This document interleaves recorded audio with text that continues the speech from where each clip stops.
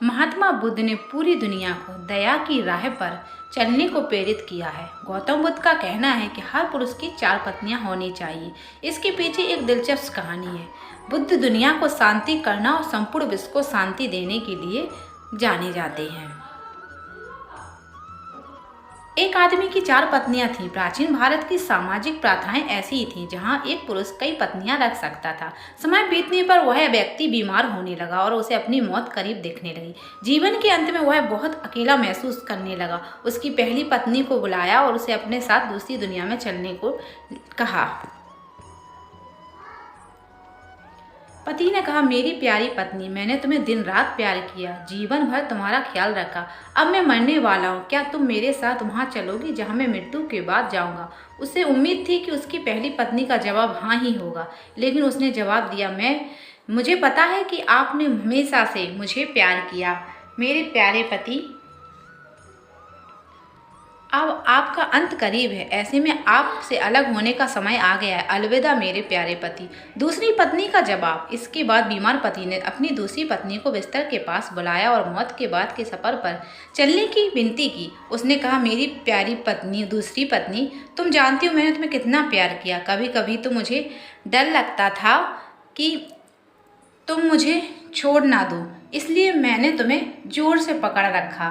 मेरी प्रिय, मेरे साथ दूसरे सफ़र पर चलो। दूसरी पत्नी ने जवाब दिया, प्रिय पति, आपकी पहली पत्नी ने मौत के बाद आपके साथ चलने के लिए इनकार कर दिया, तो फिर मैं भला कैसे जा सकती हूँ? आपने मुझे केवल स्वार्थ के लिए ही प्यार किया है।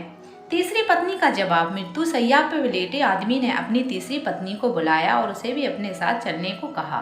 तीसरी पत्नी ने आंखों में आंसू भरकर उत्तर दिया, मेरे प्रिय पति, मुझे आप पर दया आ रही है और अपने लिए दुख हो रहा है, इसलिए मैं अंतिम संस्कार तक आपके साथ रहूंगी। इस तरह तीसरी पत्नी ने भी उसके साथ चलने से इनकार कर दिया। चौथी पत्नी का जवाब। जब तीनों पत्नियों ने उसकी मृत्यु के बाद उसका अनुसरण करने को इनकार कर दिया, तब उसे याद आया कि उसकी एक और पत्नी है, उसकी चौथी पत्नी, जिसकी उसने बिल्कुल परवाह नहीं की थी। चौथी पत्नी के साथ हमेशा उसने एक दासी की तरह व्यवहार किया था और हमेशा उसे दुत्कारा था। पुरुष ने सोचा वह उसे अंतिम सफर पर चलने को कहेगा, वह अनिश्चित रूप से मना कर देगी। हालांकि वह इतना डरा हुआ था और अकेलापन महसूस कर रहा था, और उसने अपनी चौथी पत्नी से भी दूसरी दुनिया में चलने की गुजारिश की। चौथी पत्नी ने अपने पति के अनुरोध को तुरंत स्वीकार कर लिया। चौथी पत्नी ने जवाब दिया। पति के अनुरोध करने पर चौथी पत्नी ने कहा, मेरे प्यारे पति, मैं तुम्हारे साथ जाऊंगी, कुछ भी हो मैं हमेशा तुम्हारे साथ रहने के लिए तैयार हूँ, मैं आपसे कभी अलग नहीं हो सकती। यह कहानी एक आदमी और उसकी 4 पत्नियों की है। गौतम बुद्ध ने अपनी कहानी समाप्त करते हुए कहा, प्रत्येक पुरुष या महिला के 4 पति या 4 पत्नियां होती हैं और हर एक का खास मतलब होता है। पहली पत्नी या साथी हमारा शरीर होता है, जिसे हम दिन रात प्यार करते हैं। सुबह के समय अपना चेहरा धोते हैं, कपड़े और जूते पहनते हैं, शरीर को भोजन देते हैं।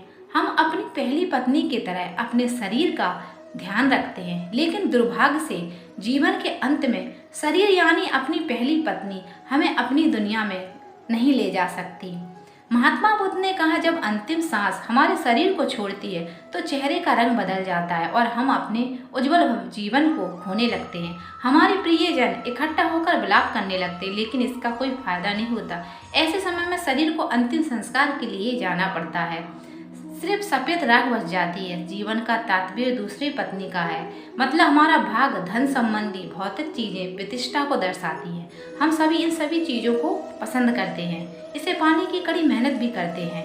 हम इन चीज़ों को खोने से डरते भी हैं और बहुत कुछ पाने की इच्छा भी रखते हैं, लेकिन इनकी कोई सीमा नहीं है। जीवन के अंत में यह चीज़ें मृत्यु तक हमारा पीछा नहीं करती।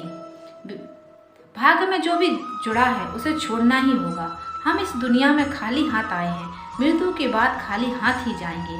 हम अपनी मृत्यु के बाद अपना भाग पकड़कर नहीं रख सकते। जैसे दूसरी पत्नी ने अपने पति से कहा था, तुमने अपने अहंकार और स्वार्थ के लिए ही मुझे अपने लिए रखा है, अलविदा कहने का समय आ गया है। बुद्ध कहते हैं, तीसरी पत्नी का अर्थ हमारे रिश्ते नातेदारों से है।